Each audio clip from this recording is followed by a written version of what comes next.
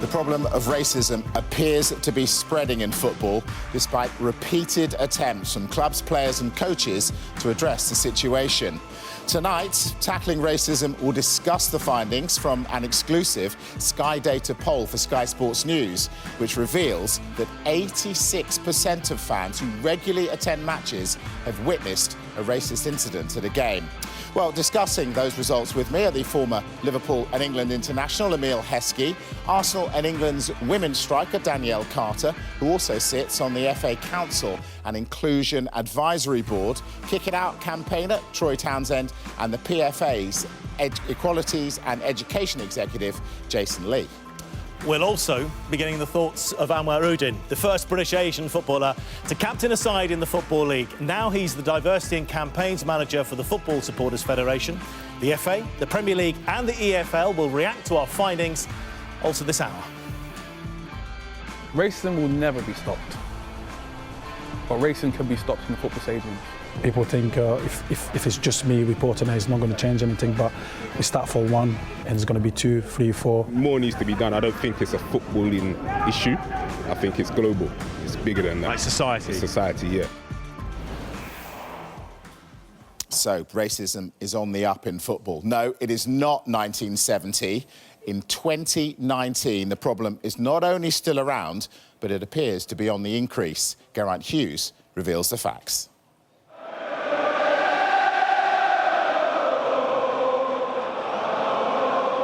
Part of any matchday experience. The chanting, singing, the humour all add to the experience of watching and being part of football. Sometimes, though, that atmosphere is spoilt.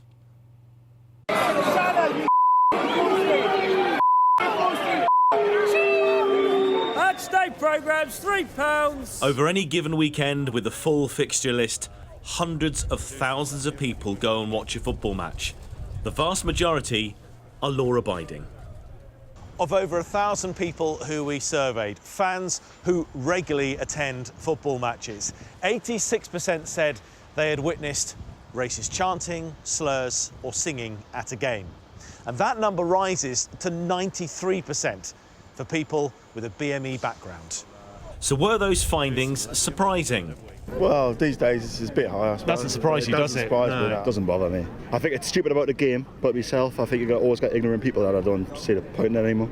It's something I would look to challenge. I wouldn't accept it. I'm not happy with it. I'm not happy that it's come back into football at all. I don't really pick up too much of the racism, but like you've said, 80+%. Yeah, 86%. That's quite a lot.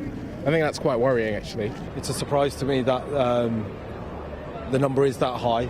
But I suppose as the last sort of 18 months, racism generally in society is growing. So it's not just a football problem, is it? It's becoming more of a societal issue. Our survey also revealed that only 29% of people who witnessed the racist incident reported it. And of those people, 74% believe that nothing would have come of them reporting it anyway. If today you heard something that was just vile and you'd had enough and you reported it to a steward, confident anything will be done about it? No, I wouldn't. I'd probably take action myself. I would hope that somebody would take them away.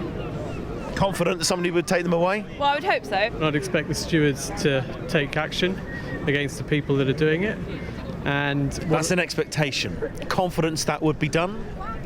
I've got to be honest, I've not seen it done. I'd like to think they would listen to me, yes. Whether anything would be done is another question. There should be rules in place which meant they were quite free to report it if they saw it without any fear of reprisals against them. If something were to happen, absolutely, you'd have to persist. You'll have to make sure if something did happen, keep persisting with it to get a result. I'd want an answer. And then to get a change, though, that's the bigger question. It's about creating awareness. Anything racist on the football pitch, I'd immediately go to the referee and inform him. If creating greater awareness is part of answering a bigger question around racism within football, what is being done? Situated in one of the UK's most ethnically diverse areas, Luton Town want their supporter base, now and in the future, to mirror that. Show Racism the Red Card is helping to educate local school children. In turn, Luton's players interact and better understand their community. Have you been abused on a football pitch because of who you are, where you come from? Not lately, not in the last. God, I'm probably going back. For second-year pro, still playing under 18 games, things like that. When you teams, I've had certain words said to me, and I kind of just at the end laughed it off, and never ever affected me, never bothered me. Wasn't probably made it as big deal as what it is now, and people weren't as educated as what they are now. No matter what you look like, where you're from, what religion you are, you can all play a part in football, and it just I think it just brings everyone together. We want to be able to influence the game with young, expressive minds, different to what the industry looks like now. For over 20 years, Kick It Out has challenged discrimination within football. It also works for a more inclusive game, whether in the stands, on the pitch, coaching, or within the business of football. Here, 20 young people are learning about what a football agent does. It's important for an agency to show that there's more to us than just pure football. To be an improved diversity, to help include young people into the sports industry is massive for us. Efforts to increase awareness and education are welcomed by the football authorities and government. Yet our survey results clearly illustrate a cause for concern. Geraint Hughes, Sky Sports.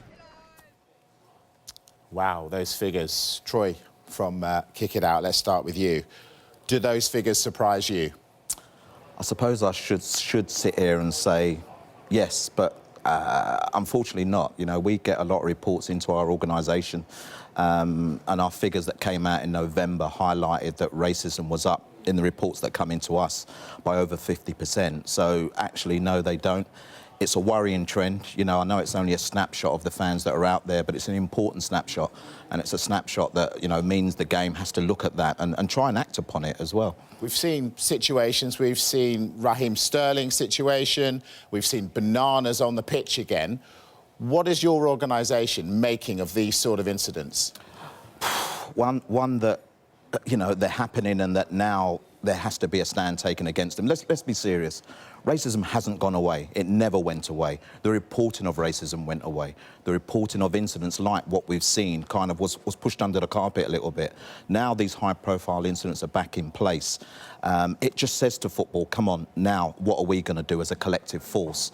But we have to understand that one of the major incidents, the banana on a football pitch, was not identified as racism. So if we're not going to call it as it is, we're going to continue to have these problems. But he just said it was, I had something in my hand which I threw. Well, he was charged for a missile on a football pitch, and for me, Emil will know, going through the periods of time that he went through, what's the significance of that banana for black players, So for me, we've missed a trick there. The game has missed a trick in calling it out as it is. Let's bring you in then, Emil. Historically, this would have been no surprise. We all, well, some of us, not you, Danielle, but go back and long enough to remember this. So the fact that, as Troy says, it's never gone away or it's still here, is that a surprise to you? No, not to me, no. Because in society you still are coming up against racism and racial barriers. Possibly throwing of a banana on a pitch, we haven't seen that for a long, long time, so that is a surprise. But in essence, no, it's not. As well, reporting of it is not a surprise either. When I was playing or when I was going to watch games, you just wouldn't report it because you never thought that anything was going to come of it. So what was the point? Yeah, we're gonna get into reporting of it in just a moment. Danielle, you're an advisor on diversity for the FA. Do you think, we've revealed these figures today, do you think the FA was aware that the situation is as it is? So yeah, I sit in on the IAB board, the meetings there. I think the FA is aware of what's going on, as all of us on this panel, as all of us in society is aware of what's going on. There's only so much the FA as a sole entity can do. I think it takes much more from the Premier League, from the PFA, from Kick It Out, from all other organisations to actually make an impact on racism, and then that will translate into the footballing world. We mentioned the PFA, so Jason, you work with the PFA. Is this situation, is it something that players are talking to the union about? Yeah, and not only they're talking to us, but we're going into clubs and ensuring that players have got a better understanding of the reporting process, you know. What's disappointing about the results is that there's a fear factor. You know, people are still scared to come forward and report this. So from our point of view, we want to ensure that players have no fear, that they can come forward, they know who to speak to, whether it be Kick Out or ourselves. And then it's about us getting the information back to them on the reporting process. You know, it might not have gone the way they wanted it to go, but we don't want players to fear the fact that if I bring a case forward, it's not going to go anywhere. And, you know, more importantly, that they receive negative criticism from people, because this happens, you know, people bring something to light, then they become the victim. We don't want that. We want players to have faith in the system. You know, we all collectively come together, all the stakeholders. We need to ensure that players feel safe, supporters and everybody that's got an issue to bring forward, that they can bring it forward and not feel, you know, threatened by that. Yeah, indeed. Much more from you to come. Let's go to Geraint, who's at our Ingest, to talk more on this. Yes, Mike, I've got Anwar Udin here. Now, yourself and Troy, you're kind of trying awareness, education, all these things which are so crucial. But the poll, the survey we got, two startling figures from my point of view. 29%, and I could prefix that only, 29% of people we surveyed report it. Why? Well, I mean, tribalism and rivalry don't justify hatred and abuse. We at the Football Supporters Federation encourage all fans to be proud, to be loud, create the atmosphere, but there's a fine line that we don't want people to cross. I think in general the majority know what that fine line is, but unfortunately the minority don't. And it's about making sure that when fans do see or witness incidents of discrimination, they're able and confident to report it. It's a low number. Let's move on to another figure that came from that. 74%, almost three-quarters, saying they weren't sure what happened, whether anything happened. Some had no confidence anything happened. Does that figure surprise you? That does surprise me, but I think it's a body of work for us all. I think we want to give fans a confidence to report. If we're encouraging everyone to report, if we're encouraging everyone to stand up for what you see and what you believe in, then there has to be measures in place so that they are made aware of what the process is and how it concludes. OK, listen, thanks for your time. We'll be speaking to you later in the programme. Now, on Thursday, the recent incidents of racism were discussed at the Premier League shareholders meeting in London. The following day, I put the findings of our exclusive survey to the Premier League's Executive Director, Bill Bush. Are we surprised? We're not, in one sense. We do our own market research. We have our clubs have very close engagement with their fans. Football is a hugely popular sport, and millions of people every week go through football's turnstiles. So the world is coming into our grounds, and they bring the strengths of the world and they bring the weakness of the world with them. Football can't be complacent. We know we have to deal with issues which are unacceptable, and we try to, but we don't turn a blind eye to it either. Our concern is that we educate people, that we identify people who persist, that we deal with them appropriately, and that the vast majority of fans who don't behave in that way at all and who don't like that kind of behaviour can turn up at a match and enjoy it, and if someone is spoiling their enjoyment, they have redress. They can complain, they can talk to a steward, they can anonymously report, and then we'll take action. We ask people every year whether they feel welcome in our grounds. Many of the groups most discriminated against do report very high levels of satisfaction. Not unanimity, not 100%, nothing like. But we score routinely 80-odd% satisfaction that either our grounds are genuinely welcoming all the time, that's their experience, or that when there are problems, they believe they're properly dealt with. And that's our commitment. Working with the English Football League, the FA, being much more high profile in communications so that everyone can understand where the limits are and indeed what the sanctions are. Working much more closely with the police. We're talking to British Transport Police, for example, because we accept that fans aren't just fans in the stadium, they're fans outside the stadium too. So we're extending those sorts of networks. OK, that's the official Premier League view. I'm going to start with you, Danielle. He's talking about police involvement, getting them involved. Is that the way forward with this issue, in your view? I think that's part of the solution. I don't think that's the sole solution for it. I think if you look, first of all, to stewards, for example, we need to give them more power, more entitlement for them to actually do things. That way the fans, that will probably stop them from doing what they are actually doing. If they're aware that the stewards are actually going to remove them, then that'll probably put an end to it. So I think policing is a way of helping it, but first and foremost, maybe enforcing more power in the stewards themselves who feel like they can impact things. What do you think, Emil? Will you go with that? Stewards more power, police involved? I think definitely stewards definitely need more power. And obviously, it can be intimidating for stewards as well, going up against a grown man berating someone and using the languages that they use. So having probably more stewards there, being able to actually do something about it, will definitely help. So, Troy, what is the relationship between Kick It Out and the Premier League? In this instance, obviously, you know, we feed in all our information that we get in terms of the reports that come into us, particularly to the FA, but obviously we'll have conversation with the Premier League as well. We wasn't involved, or we didn't know anything about the summit meeting. We knew about the meeting, we didn't know what was coming out about it.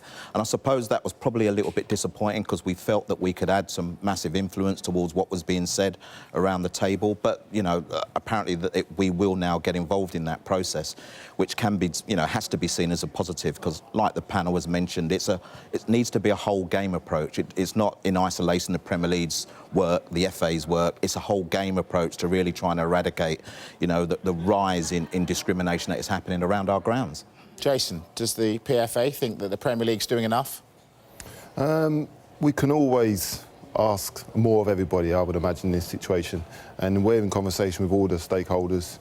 You know, from our point of view, from the players' point of view, we just want to feel that they're protected. So, good point, Daniel, regarding the stewarding. I would imagine for a steward, is it worth their time? Is it worth the hassle for them to go in? And, you know, I know they've got a job to do, but the stress involved in approaching people, and as you said, trying to confront large groups of people must be very intimidating. But we're in conversation with all the stakeholders on a regular basis. You know, and we'll always be part of that conversation. And if players feel that they're being threatened and, you know, the abuse is becoming too much, players have the voice. That's the most important thing. We spoke about this earlier, where, you know, Raheem's come forward, he's made a stance, and you know, we're proud of him for that. It was important that a high-profile player come forward and speak his mind. And then Do you worry for him, though, that he did that? Repercussions? Well, no, I don't worry for him. The reason being, I believe we should be, and I'm hoping that we're in a day and age where there are going to be enough people to support him, you know, whether it be his club or ourselves, that Raheem should be, you know, he should feel comfortable that he can come out and make his statement, and then we'll get behind him. You know, we backed him on the day that he came out. Lots of people got behind him. You'd have seen the publicity from the general public. It was a good thing. So from that, I think it needs to galvanise. I think more and more players need to see that. You know, we can't bury our heads in the sand. We need to step forward, and if we don't make a stance and a statement, you know, we're not going to make any changes. Well, Raheem Sterling, not the only current footballer saying stuff, because next, West Ham winger Mikel Antonio discusses the actions that he thinks are needed to combat racism in football. That's coming up next.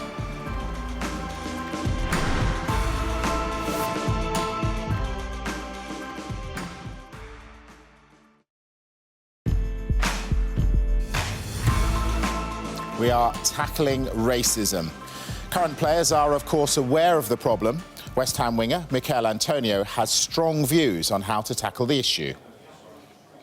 I put it down to more ignorance than anything else. I believe that when a player is playing well, you want to say something to annoy them, and majority of the time they feel like racist remarks are the ones. I'm going to blame the FA, the UEFA, because I don't feel that it's strict enough on once it happens. It's stemming from it coming abroad. What happened with Danny Rose, when they were all making the monkey shouts, it was a whole entire crowd. If the team walked off, England would have got fined. If it's happened, it's not just one person. I feel the team should be able to walk off, because it's not I in team. That's a saying. Like, if it's doing it to one person, you're doing it to the team. Because they're getting away with it there, they're thinking, maybe we can get away with it here. If it got to you so much, do you feel you could report it?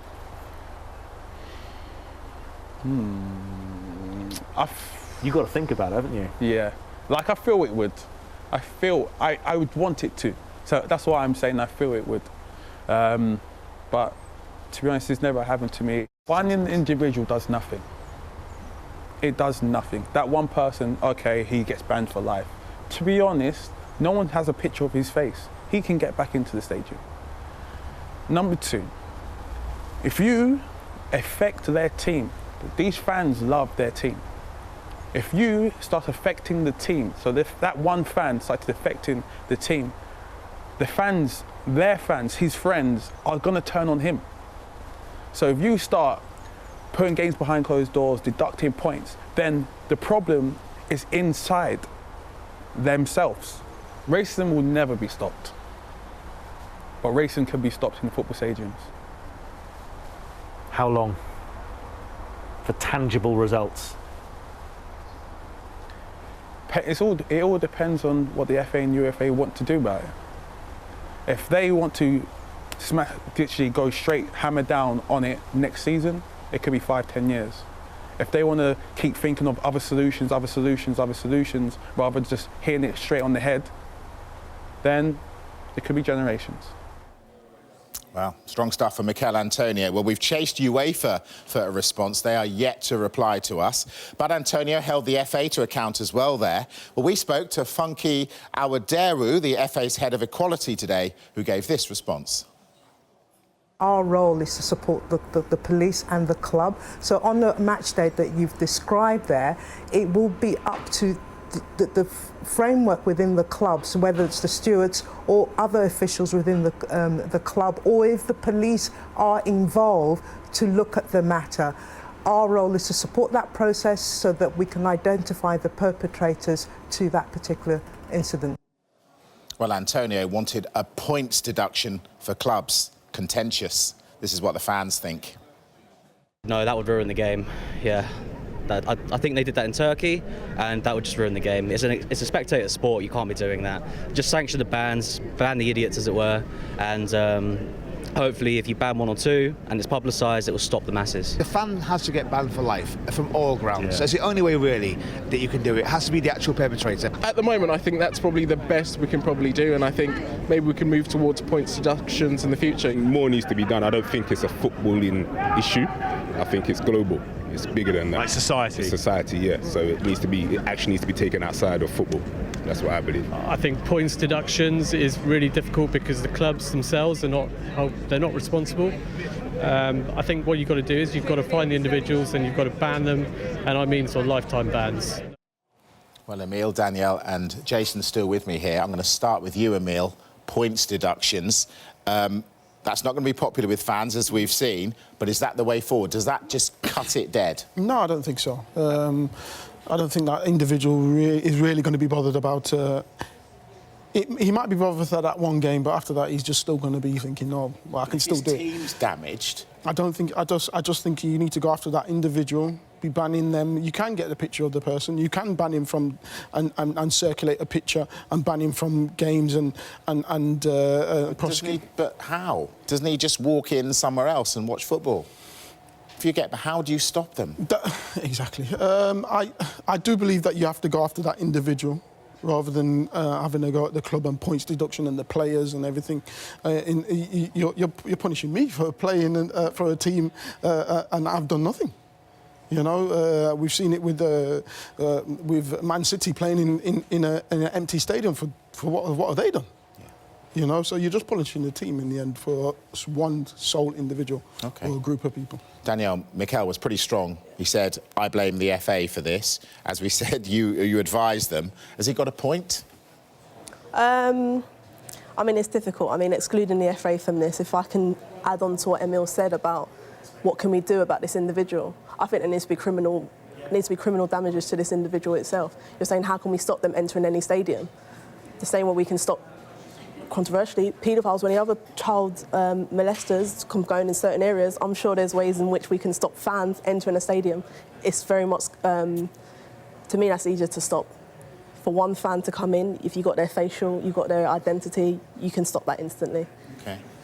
That is interesting. All right, Jason, from a player's point of view, he mentioned Danny Rose, that incident when he was playing for the under-21s against Serbia back in 2012. We saw George Prince Boateng, racially abused, playing for Milan, walked off the pitch. Should players be secure enough to know that they've got the backing, that if they're not taking it, they leave the field of play and there'll be no consequences to them? Well, players are made aware that there is a procedure, so we know players would do that. Players have all said they would stand, you know, amongst their teammates, and they would gladly leave the field of play. So those high-profile players did that. They made their stance. It was good for the game. It raised awareness. But we're not advocating that. We don't want clubs to be, getting deducted points, and you don't want, clubs to suffer for that. Players have to believe in the system, and this is what we come back to. If you're reporting something, you have to have faith in the fact that it's going to go somewhere.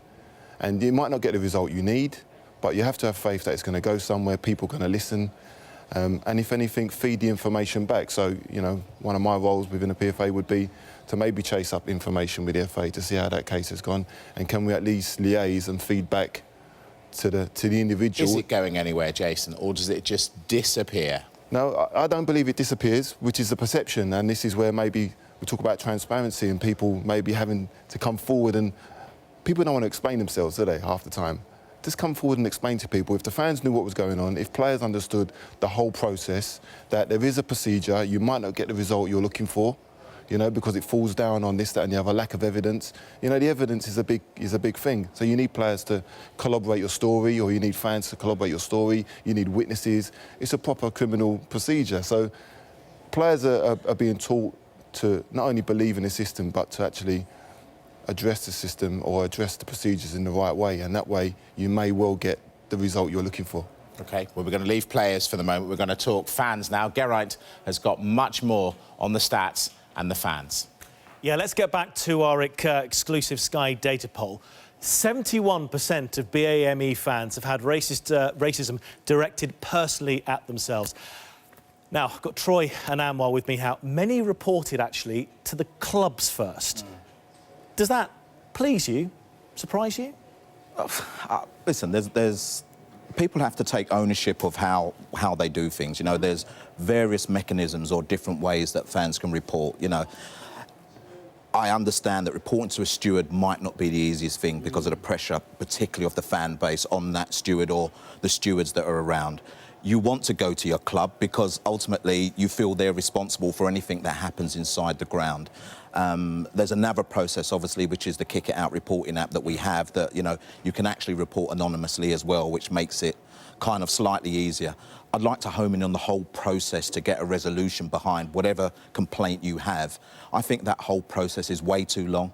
I think there's people there who have been victimised, who have been shocked by incidents that happen to them, that have to continue to live with that until there's an end goal. And I don't think we think enough about what someone has to go through when they have been racially abused as such or victimised in that way. Let's bring Anwar in here from the SFF.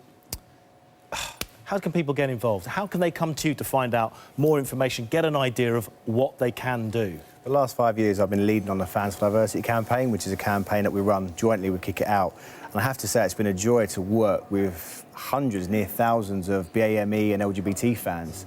And they give us a great landscape of what's going on because we have a great network, so we know what's going on, what's happening. I think that helps, and we can translate that information to Kick It Out. But one of the things that I always take heart from, I remember having a chat with one of the members of the Bangla Bantams, an Asian supporters group, and we had this discussion about incidents and chants, and they said to me, Anwar, if we hear these chants, we're going to sing even louder because we're part of this club and we're here to stay. OK, listen, thanks for your views for now on that one. Next, we're going to hear from Cardiff City captain Sol Bamba on why a player should report a racial incident.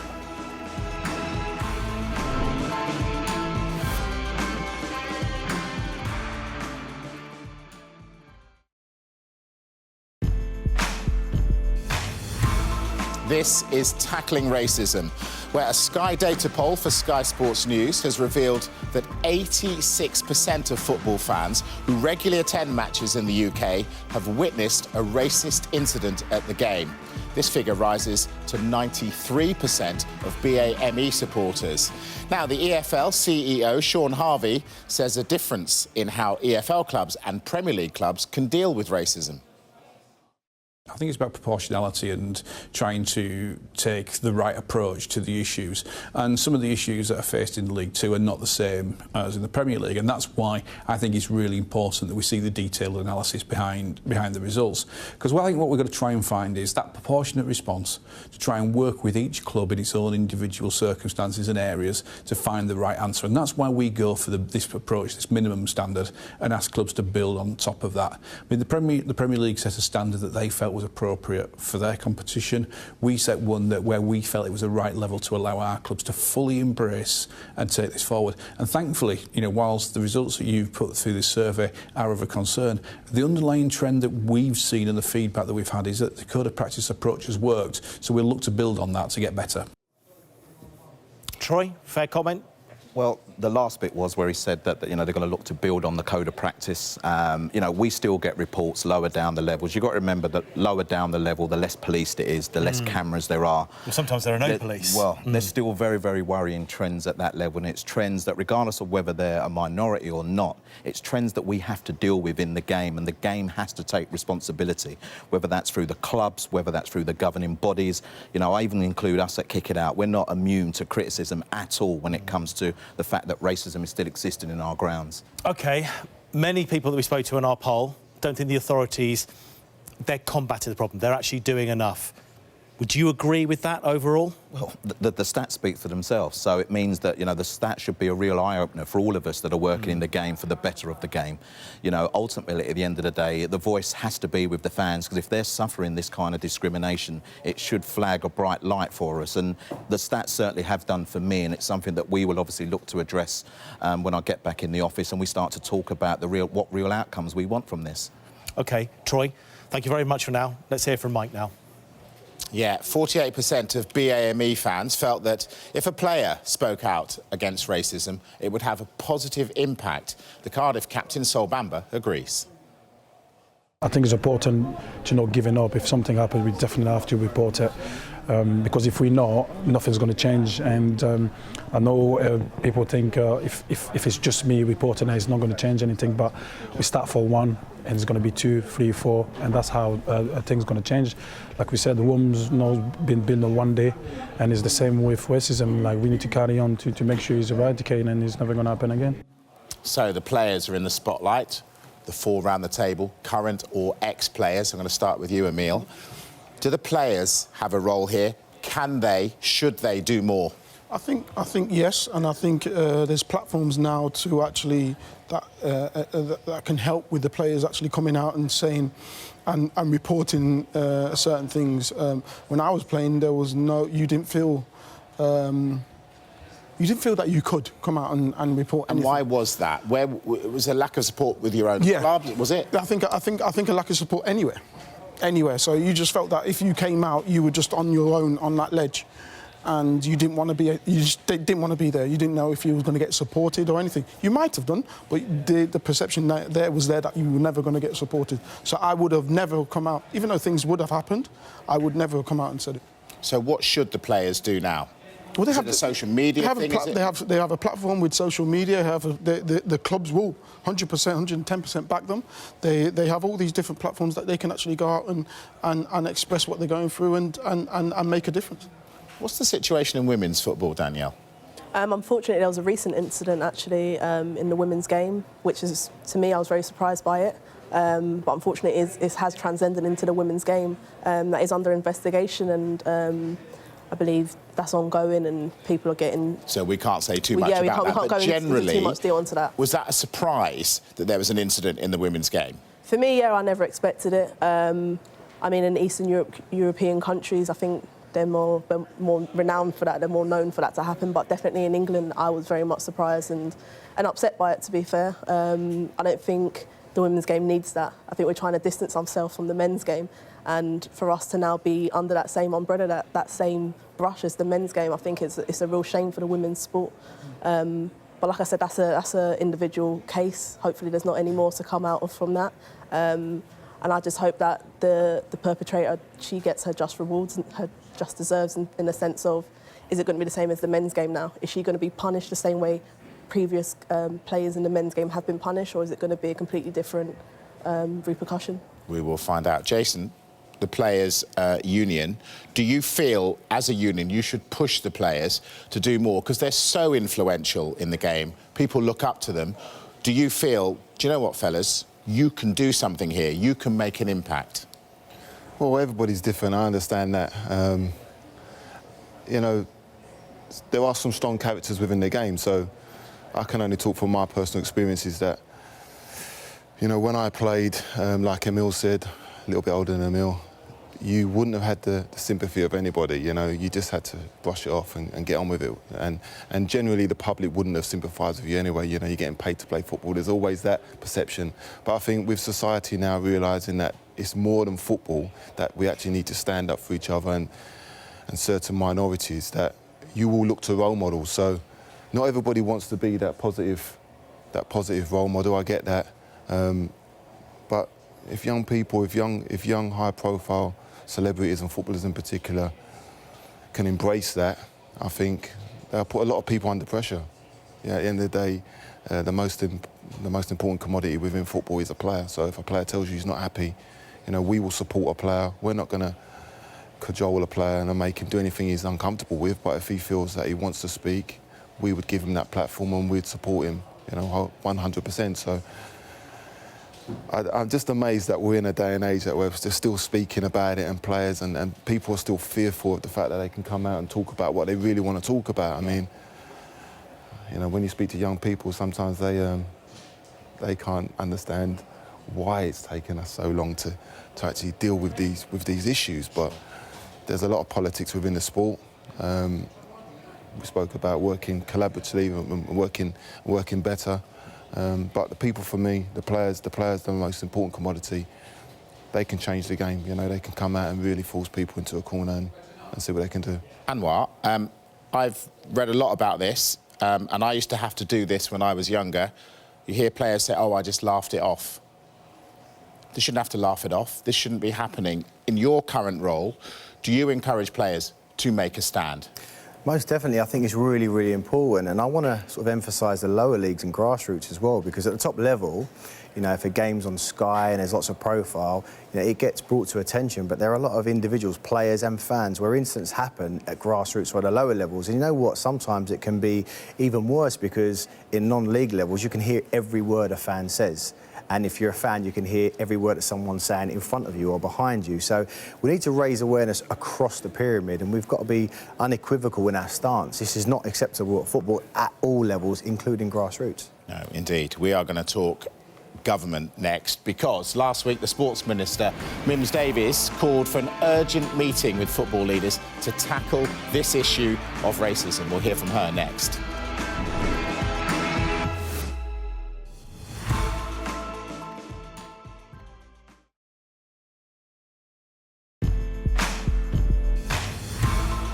We are tackling racism. Now, the government is aware of the issue and has said it will take action. Well, last week, the Sports Minister, Mims Davies, announced she'll hold an urgent meeting with football leaders to tackle racism and discrimination in the sport. Thank you for doing this report. It's very welcome. I'm disappointed. I'm not surprised. I mentioned this in my speech in the Chamber this week, that it feels like things are on the rise. And if you look at it, 1 in 5 people are going to football regularly and experiencing what they see as intolerance, racial abuse and discrimination. And I feel at the moment the opportunity remains too much there for people to use football as a cloak for their discrimination, for their intolerance. And actually, we want our young kids and people coming into the game to aspire to do well in that game. And ultimately, it sounds to me through that data, people are not enjoying the experience of being in football in that area. So it's time to say it's out of order. Right, Jason is with me. Jason, straight question. Do you welcome the government intervention here? Yes, definitely. I think it's the party line to say that maybe football should take care of itself and we'll leave it with you, but there is intervention that's needed because legislation and rule changes need to be applied. So football's doing what it can, but we need government and we need stronger and, you know, legislation needs to be there. Is there a question here of talking the talk but not actually walking the walk. Dare I say politicians may have been accused of that in the past?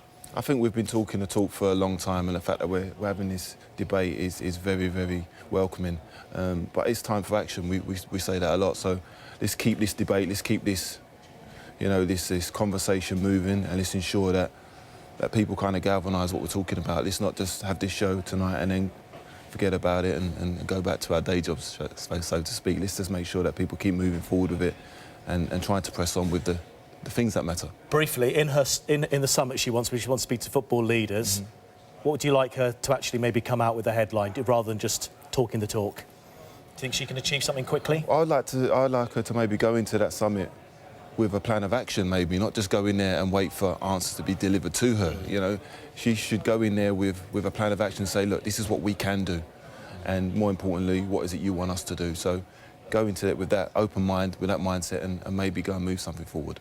OK, Jason, thank you for your thoughts. Jason Lee from the PFA there.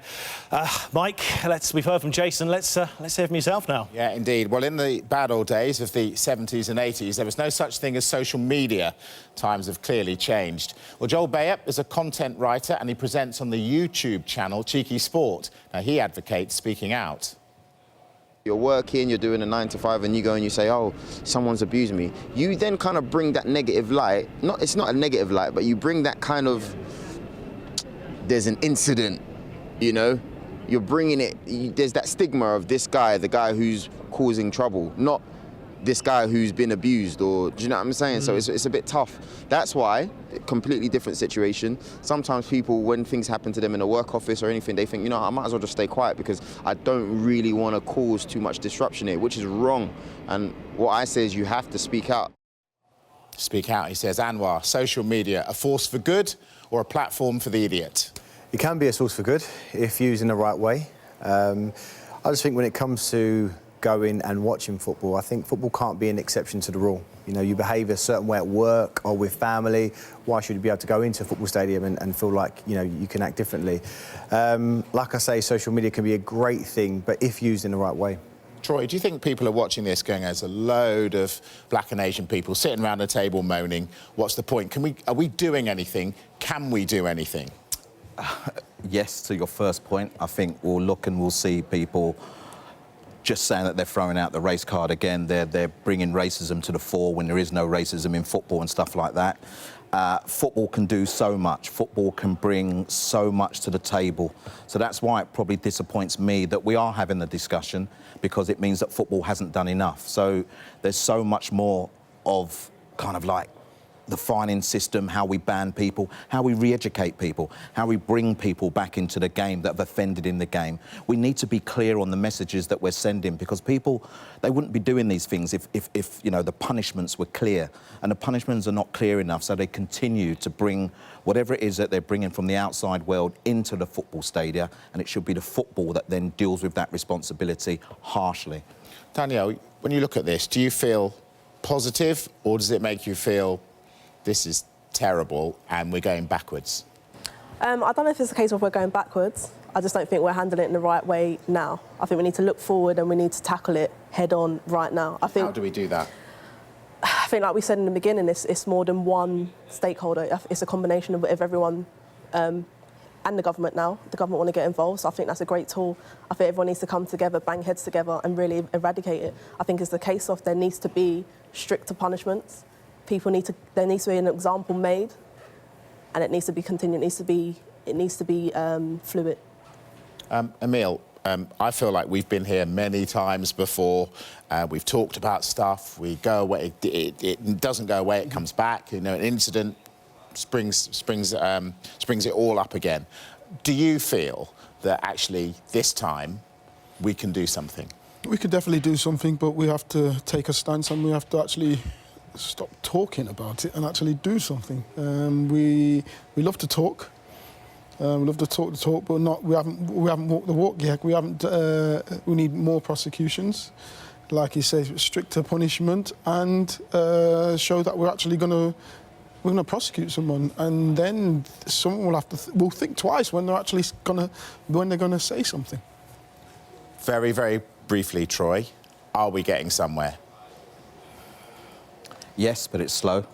I think the conversations that are being had, Emil's right. You know, we've had the conversations before. We've been here before. We've almost lived this life before.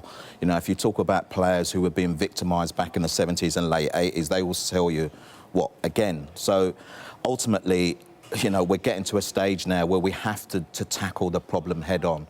And head on is not talking about it anymore. Head on is actually going in there and administering, as has been said, the kind of punishments that are reflective towards the actions that are being taken. You know, football has the power to make change, and it needs to bring that power into this element of the game. Well, thank you all so much for coming in. It's a real pleasure. Let's hope that we won't have to talk about this for too much longer. Well, our next Tackling Racism special will look at the debate surrounding possible discrimination within the media towards BAME footballers following Raheem Sterling's claim that there's an unconscious bias. Dion Dublin will be a guest. You can join him and the others Monday, March the 4th, right here on Sky Sports News.